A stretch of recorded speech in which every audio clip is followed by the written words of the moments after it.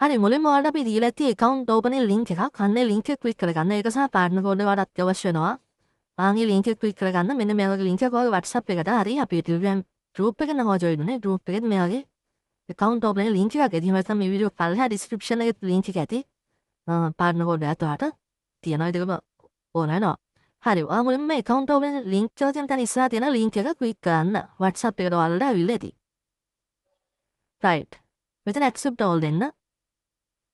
accept all දුන්නාට පස්සේ මෙතන continue on the XML map කියලා තියෙනවා. continue on the web කියලා තියෙනවා. ඔයාලට website එකට ගිහිල්ලා account එක create කරගන්න පුළුවන්.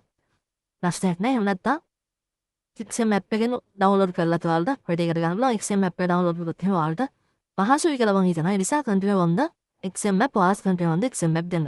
කැමති නම් web එකේ යන්න පුළුවන්. දෙකම එකයි. කිසි වෙනසක් නැහැ. ඔයාලට ඉතින් පහසුයි ආපහු access ගන්න ඊට පස්සේ app එක phone එකේදී app එක open කරගන්න විතර ඇති. නැත්නම් ආපහු Google එකට ඇවිල්ලා search කර කර යන්න ඕනේ.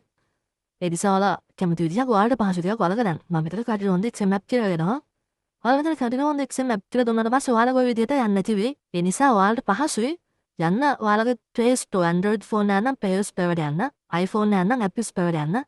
App Store ගිහිල්ලා XM කියලා search කරන්න.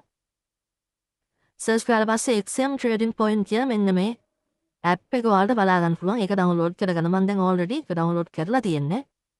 මම දැන් ආපහු ඒ link එකෙන් යන්න. මෙන්න link එක click කරා.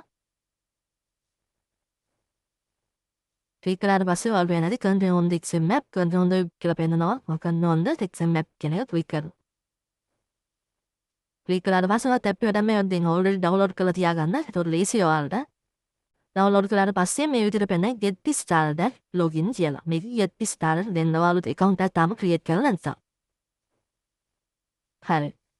get started දුන්නාට පස්සේ මෙන්න මේ විදිහට තමයි පෙන්නන්නේ. ඊට පස්සේ ඔයාගේ email එක ඔයා මෙතනට දෙන්න ඕන. ඔයාගේ email එක ඔයා මෙතනට දෙන්න. මම දැනට මගේ temporary email එකක් ඔයාලා මේ account හදන හැටි පෙන්නන්න ඕන නිසා මම මෙතනට add කරගන්නම්.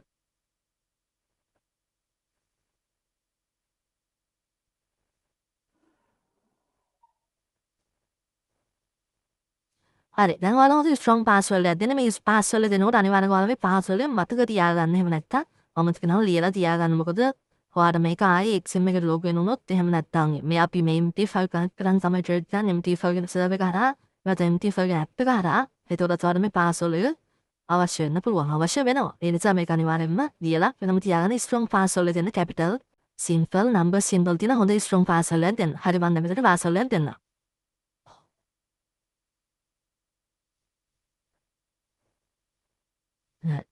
පාස්වර්ඩ් එක හරියට දුන්නා මේ වගේ green color එකෙන් පෙන්නයි. පාස්වර්ඩ් එක හරියට ආව නැත්තම් මේක red color එකෙන් තමයි පෙන්නන්නේ. පාස්වර්ඩ් එක හරියට දුන්නා මේ වගේ green color එකෙන් පෙන්නලා පාස්වර්ඩ් එක වටේට තියෙන කුඩුවක එකක් තියෙන යන්න එකත් blue color එකෙන් highlight වෙලා පෙන්නයි. ඊට පස්සේ අනිවාර්යයෙන් මේ have a partner code කියන එකට අපි partner code එක අනිවාර්යයෙන්ම use කරන්න ඕන. මෙන්න මේ tick එක දාගෙන register කියන බටන් එක click කරන්න. ඊට පස්සේ මේ විදිහට paste check your email කියලා message එකක් ඔයාලා බලා ගන්න පුළුවන්. කෙලින්ම යනවා වගේ Gmail app එකට මෙන්න මේ වගේ දේවල් වගේ තියෙන app එකක් මෙන්න මේ Gmail app එකට යන්න.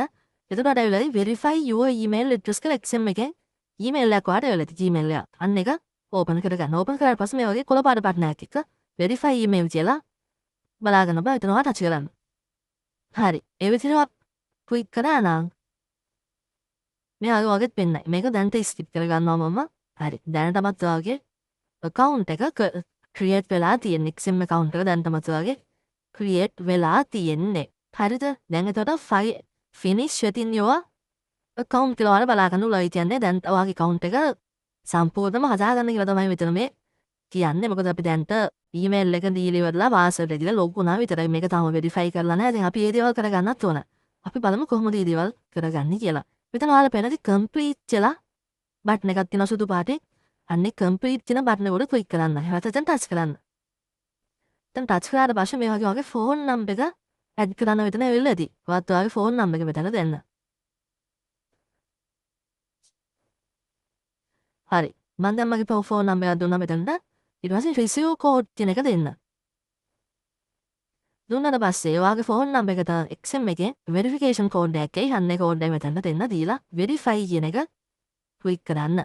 Your phone is successfully verified කියලා ඔයාලා notification එකේ ඊට පස්සේ මෙතනදී අහන්නේ ඔයාගේ personal details. මෙන්න මෙතනට වගේ ඩ්‍රයිවිං ලයිසන් එකේ එහෙනම් පාස්පෝර්ට් එකේ නැත්නම් ID එකේ තියෙන විදිහට ඩීටේල්ස් දෙන්න. වෙරිෆයි කරන කෙනාගේ අදාළ ඩොකියුමන්ට් ඩීටේල්ස් මෙතනට ලබා දෙන්න. ඊට date of birth. ඒක මෙතනින් හරියට බලලා බර්ත්ඩේ එක දෙන්න.